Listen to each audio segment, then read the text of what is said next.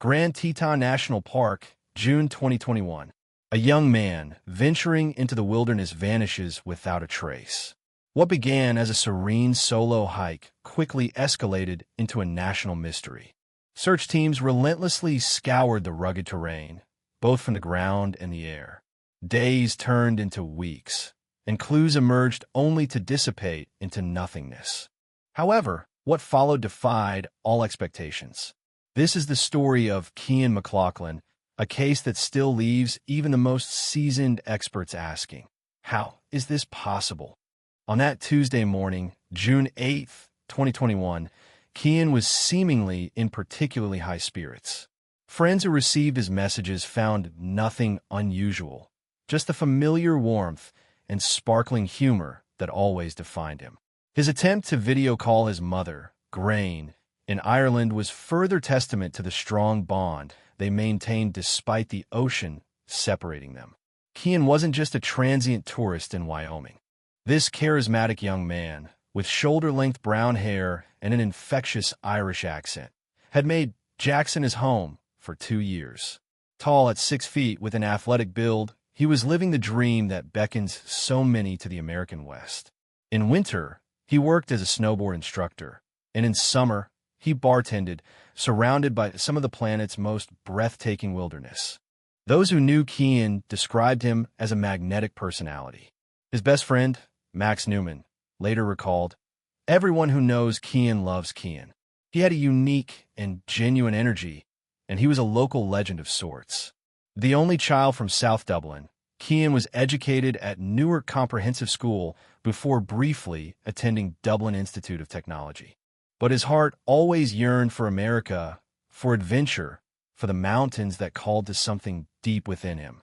However, something was about to go terribly wrong. Something that would transform an ordinary day hike into a mystery that still haunts the Teton wilderness.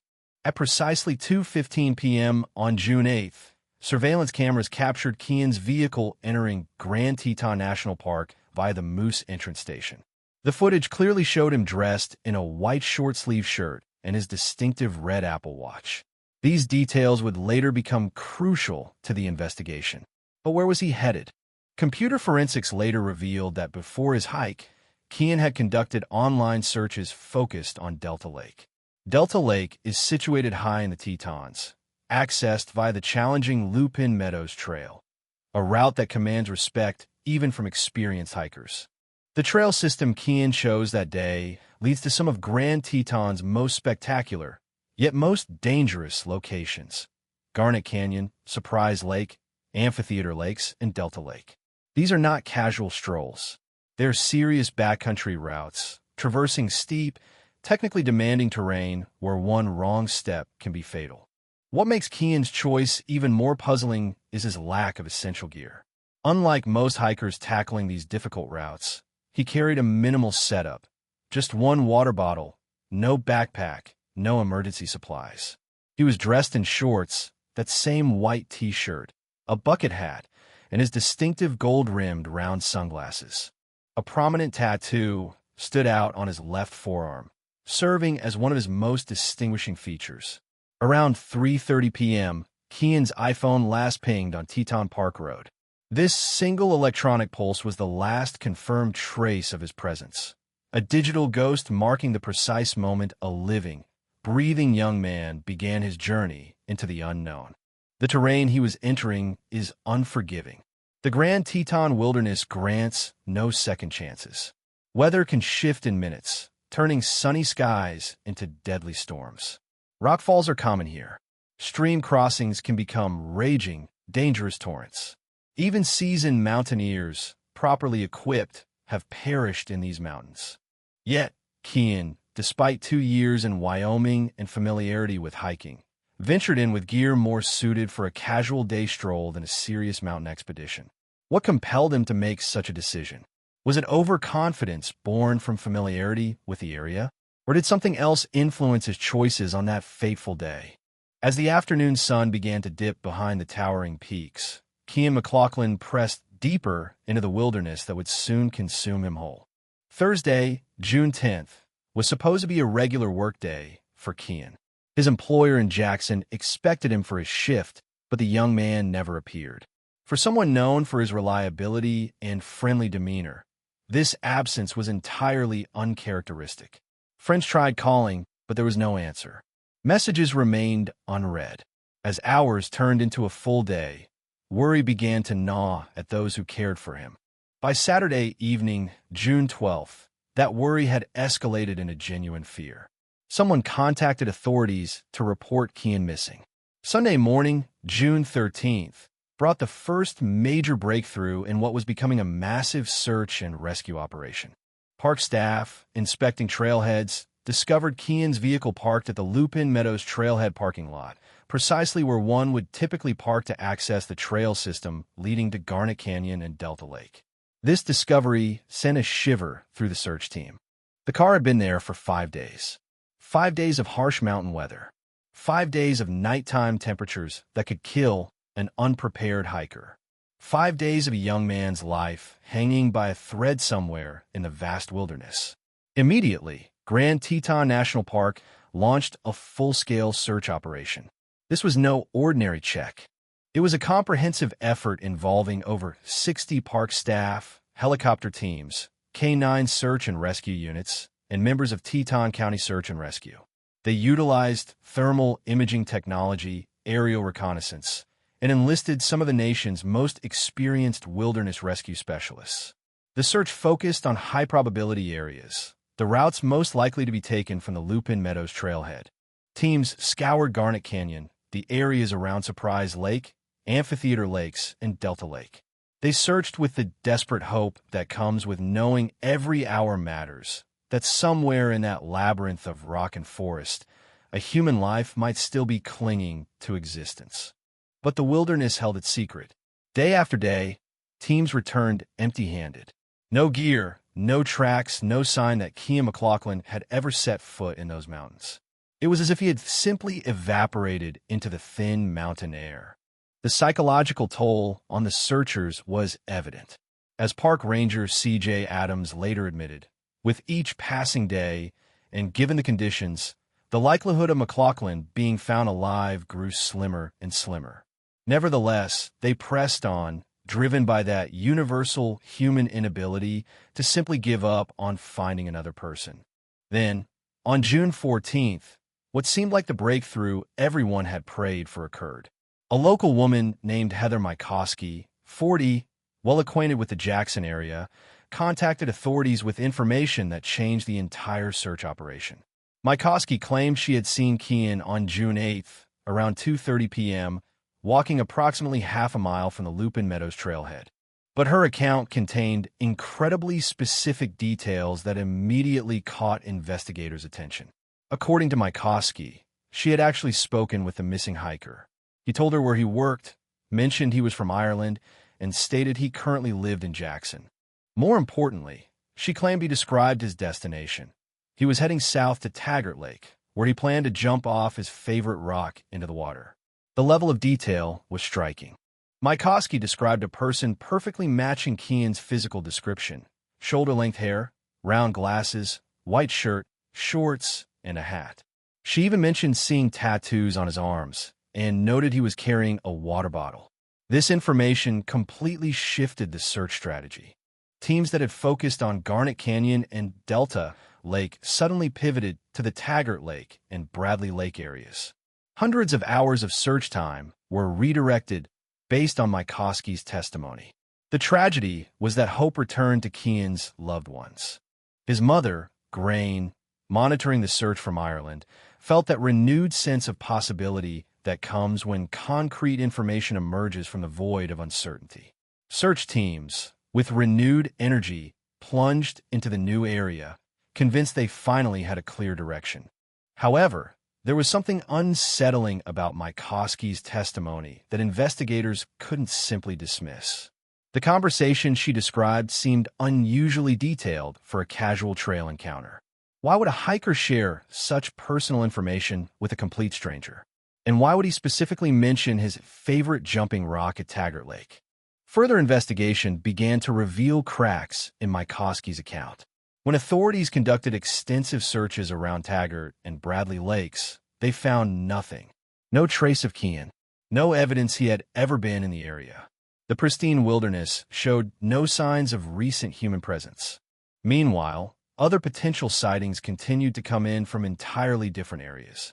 A local climber reported seeing someone matching Kian's description on the Garnet Canyon Trail around 3:45 p.m. on June 8th. This was hours after Mycoskie claimed to have seen him near Taggart Lake, and in a completely different location. The timeline didn't add up. The locations didn't match. And slowly, investigators began to suspect that Heather Mycoskie's detailed story might not be the breakthrough they had hoped for, but rather a dangerous distraction from finding the truth. The unraveling of Heather Mycoskie's story proved to be as dramatic as the false hope it initially provided. As investigators delved deeper into her claims, a disturbing picture began to emerge. When investigators interviewed witnesses who knew Mycoskie, their testimonies painted a shocking picture. Heather Mycoskie had never seen anyone matching Kian McLaughlin's description on June 8, 2021. She had fabricated the entire encounter, inventing the conversation and the specific details about his whereabouts. But why would someone create such an elaborate lie during a search operation where a life hung in the balance? The answer was as perplexing as it was outrageous. According to witnesses, Mycoskie fabricated the testimony specifically to ensure that the search efforts for Kian would continue. In her twisted logic, she believed that providing specific information would prevent authorities from scaling back rescue operations. The consequences of her deception were catastrophic. Federal investigators estimated that Mycoskie's false report led to approximately 532 hours of misdirected search efforts. These were not just numbers on paper. They represented 532 hours of skilled rescue personnel, helicopters, and search dogs scouring the wrong areas. While Kian McLaughlin remained missing somewhere else entirely, the financial cost to taxpayers was equally staggering. An estimated $17,600 in wasted federal resources. But the true cost extended far beyond money. Those 532 hours represented precious time that could have been focused on areas with a higher probability of finding Kian alive. In wilderness search and rescue operations, time is literally life, and Heather Mycoskie had stolen hundreds of hours of that time. Faced with the evidence, Mycoskie broke. She eventually entered into a deferred prosecution agreement, accepting a 5-year ban from Grand Teton National Park and agreeing to pay $17,600 in restitution to the Treasury Department. For Kian's mother, Grain, the news of the deception was a devastating blow in an already unbearable situation. "Yes, it's very upsetting," she told reporters. The realization that valuable search time had been spent on a complete fabrication added another layer of anguish to her son's disappearance. But perhaps the most heartbreaking aspect of Mycoskie's deception was the false hope it gave. For days, Kian's loved ones believed they finally had concrete information about his whereabouts. They clung to the possibility that he was heading to a specific location with a specific purpose, only to learn it was all a lie. The revelation also raised a disturbing question. If Mycoskie felt compelled to fabricate testimony to keep the search going, were there already talks of scaling back operations? How many other cases have been complicated by well-meaning but misguided individuals who thought they were helping? With Mycoskie's testimony discredited, investigators had to return to the factual evidence, and it pointed in a completely different direction. All legitimate potential sightings of Kian McLaughlin occurred on the trail system leading to Garnet Canyon, Surprise and Amphitheater Lakes, and Delta Lake. The most credible testimony came from a local climber who reported seeing a person matching Kian's description on the Garnet Canyon Trail around 3:45 p.m. on June 8th. The guy described a solo hiker with shoulder-length hair, round glasses, a white shirt, shorts, and a hat. These details perfectly match Kian's known appearance and the CCTV footage from earlier that day. Search efforts resumed with renewed intensity in the correct areas. Teams descended steep canyons, utilized specialized equipment for searching rockfalls, and employed advanced thermal imaging technology to scan areas invisible to the naked eye. The dangerous nature of the terrain meant that the searchers themselves faced significant risks. It was a sobering reminder of the conditions Kean would have encountered. Graham McLaughlin, despite the devastating setback of the false information, displayed remarkable strength and determination. She returned to Wyoming multiple times to personally participate in the search efforts. She hiked the same trails her son had planned to traverse, speaking with other hikers and climbers, and distributing updated missing person flyers. "We hope to refocus people's attention on the higher elevation areas," she explained to reporters. Her resilience in the face of unimaginable uncertainty became a driving force behind the ongoing search efforts. The search for Kean's personal belongings became equally important. Rangers distributed flyers urging backcountry users to look out for his red Apple Watch, red iPhone 12 mini, gold-rimmed sunglasses, a silver U-shaped pendant, and a white T-shirt. These items, if found, could provide the breakthrough investigators desperately needed. But as months turned into years and the search continued, the harsh reality began to set in. The wilderness that had drawn Kean McLaughlin to Wyoming had also claimed him, leaving behind only questions and the unwavering love of a family who refused to lose hope. Today, more than 3 years after Kean McLaughlin entered Grand Teton National Park, his disappearance remains one of the most disturbing unsolved cases in the American wilderness. His case continues to be actively investigated, with park rangers maintaining hotlines for reports and urging backcountry users to remain vigilant for any signs of his presence. Several theories have emerged within the public and among investigators about what might have happened to Kean that June afternoon. The accident theory remains the most widely accepted explanation among search professionals, given Kean's minimal gear and the challenging terrain around Delta Lake. Many believe he perished in an accident, perhaps a fall, a failed stream crossing, or exposure to rapidly changing weather conditions.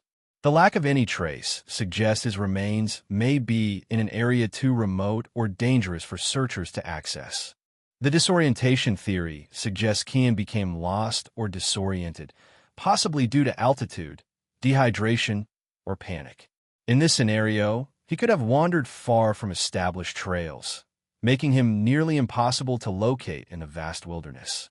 Experienced mountaineers know how quickly familiar terrain can turn into a confusing labyrinth when fear and exhaustion set in.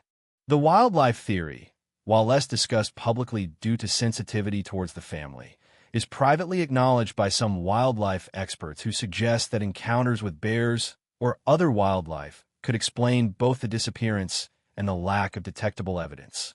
Grand Teton is home to both black bears and grizzlies, and while attacks are rare, they do occur. For Graham McLaughlin, these theories matter less than the ongoing search for answers. From everyone's perspective, we know he went missing in the mountains, that something tragic happened, she stated with the quiet dignity of a mother who has accepted the worst but never given up hope. The impact of Heather Mikoski's deception continues to reverberate through the case. Her actions not only wasted critical search resources, but also demonstrated how false information can derail investigations. It serves as a sobering reminder that in crisis situations, good intentions are no substitute for truthful information. Perhaps most tragically, Kean's disappearance represents the loss of a life full of promise and potential. Friends remember his infectious energy, his love for adventure, and his ability to make everyone around him feel special. The mountains that called to his adventurous spirit ultimately became his final resting place. The Grand Teton Wilderness holds its secrets well. Somewhere among those towering peaks and hidden valleys, the truth of Kean McLaughlin's final hours remains locked away. His red Apple Watch might still catch the sunlight on a remote mountainside. His iPhone could be buried beneath years of snowfalls and rock slides.